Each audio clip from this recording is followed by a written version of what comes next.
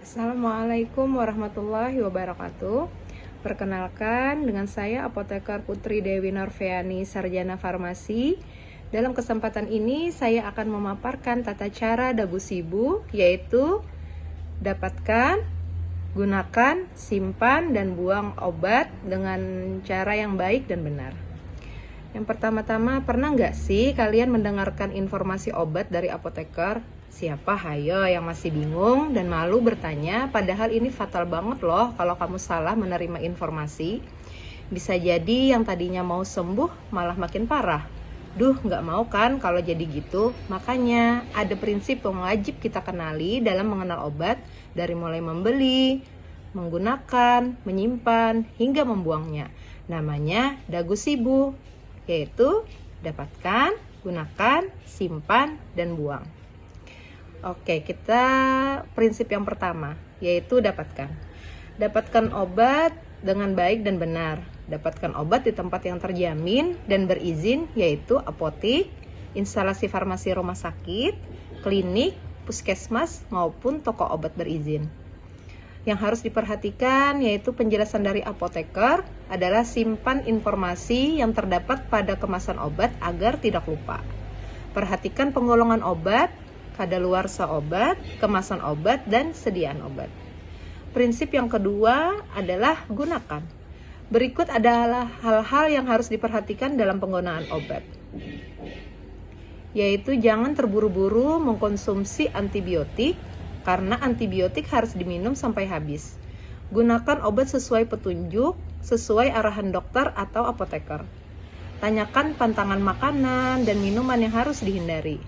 Baca baik-baik nama, komposisi obat, dan dosisnya. Tunjukkan bahwa Anda telah mengerti dengan menjelaskan kembali kepada apoteker Anda tentang informasi yang Anda terima. Bila ada kendala memahami obat, mintalah kerabat atau teman mendampingimu. Hal-hal yang harus diperhatikan dalam penggunaan obat diantaranya, yang pertama, minum obat sesuai waktu, yaitu tiap berapa jam, bisa tiap 24 jam itu untuk 1 kali sehari, tiap 12 jam untuk 2 kali sehari, dan tiap 8 jam untuk 3 kali sehari. Dan untuk obat-obat tertentu ada yang diminum tiap 6 jam yaitu 4 kali sehari. Aturan minum obatnya juga diperhatikan, apakah sesudah atau sebelum makan atau saat makan. Bila Anda dalam keadaan hamil atau menyusui, tanyakan obat yang sesuai dengan kondisi Anda. Gunakan obat sesuai dengan cara penggunaannya. Contoh, obat kunyah, obat hisap, obat yang dilarutkan, atau obat yang ditelan dengan alat takar yang diberikan.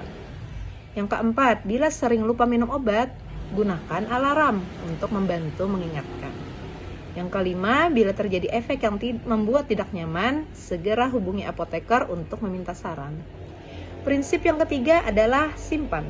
Hal-hal yang harus diperhatikan diantaranya, yang pertama, jauhkan dari jangkauan anak-anak. Yang kedua, simpan obat dalam kemasan asli. Yang ketiga, jauhkan dari cahaya matahari langsung dan simpan obat di tempat sejuk dan tidak lembab.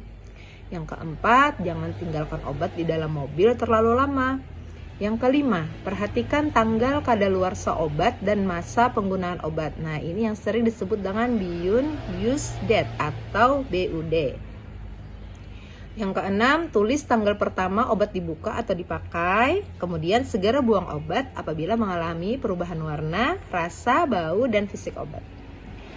Beberapa hal yang perlu diperhatikan saat menyimpan obat yaitu, yang pertama, obat dalam bentuk cair atau sirup, suspensi, eliksir, emulsi jangan disimpan di dalam lemari pendingin atau freezer agar tidak membeku, kecuali disebutkan di dalam etiket atau kemasan obat tersebut. Yang kedua, sediaan supositoria itu harus disimpan di dalam suhu kamar yaitu di 15 sampai 30 derajat Celcius, tidak terkena cahaya dan panas langsung. Dan apabila tersedia lemari es, bisa disimpan sesaat sebelum digunakan agar massa supositoria tersebut tidak lembek saat digunakan. Yang ketiga, sediaan aerosol atau spray harus dijauhkan dari suhu panas dan kelembapan agar obatnya tidak meledak. Bila ragu atau tidak mengerti, bisa ditanyakan kepada apoteker Anda atau tenaga kesehatan terdekat. Apabila tidak ada informasi khusus, maka obat disimpan di dalam suhu ruang, yaitu di dalam suhu 15 sampai 30 derajat Celcius, terhindar dari cahaya matahari langsung dan terhindar dari kelembapan. Kemudian kita masuk ke prinsip yang keempat, yaitu buang. Perhatikan hal-hal berikut ini sebelum kamu membuang obat. Yang pertama, identifikasi obat. Yang kedua, kembalikan obat ke farmasi. Yang ketiga, bisa lepaskan label pada kemasan. Kategori obat yang harus segera dibuang itu antara lain: pertama, obat yang tidak dapat diidentifikasi, misalnya namanya, tanggal kadaluarsanya tidak kelihatan lagi, atau obatnya sudah berubah bentuk. Yang kedua, obat yang sudah melewati masa pakai atau BOD. Gimana sih cara membuang obat? Yang pertama, untuk obat kemasan box, dus, dan tube itu digunting terlebih dahulu baru dibuang. Yang kedua, lepaskan etiket dan tutup botol, kemudian hancurkan supaya tidak disalahgunakan. Yang ketiga, segera buang sisa obat yang sudah rusak agar tidak disalahgunakan. Yang keempat, hancurkan atau timbun obat untuk obat padat. Yang kelima, untuk sediaan cair seperti emulsi, suspensi, atau sirup, diencerkan terlebih dahulu dengan air atau dapat ditambah pasir atau tanah, kemudian buang bersamaan dengan sampah lain.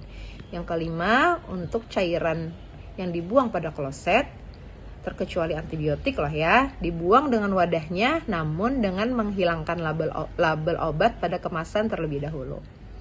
Beberapa hal yang perlu kamu perhatikan dan cek kembali saat akan membeli atau mengkonsumsi obat. Yang pertama, cek kemasan obat. Yang kedua, penandaan wadah. Baca khasiat, manfaat, aturan pakai, kontraindikasi, efek samping yang mungkin timbul, serta cara penyimpanan obat. Yang ketiga, saat penggunaan dan penyimpanan, periksa bau, warna, rasa, dan bentuk fisik obat sebelum menggunakan. Cek kembali ketika akan digunakan setelah penyimpanan yang lama. Yang keempat, jika mengalami keluhan akibat penggunaan obat, segera hubungi apoteker Anda. Mari bersama-sama menuju Indonesia sehat dengan mulai dari diri kita sendiri untuk melakukan 3J. Yang pertama, jangan mudah meniru menggunakan obat seperti orang lain. Walaupun gejala sama, belum tentu loh penyakitnya juga sama. Yang kedua, jangan menghentikan obat secara tiba-tiba. Patuhi instruksi dokter dan apoteker agar tujuan pengobatan tercapai. Yang ketiga, jangan menggunakan obat tanpa informasi yang benar dan jelas dari apoteker atau dokter Anda. Oke, gimana penjelasannya? Apakah mudah dipahami? Share ya komen-komennya. Terima kasih. Assalamualaikum.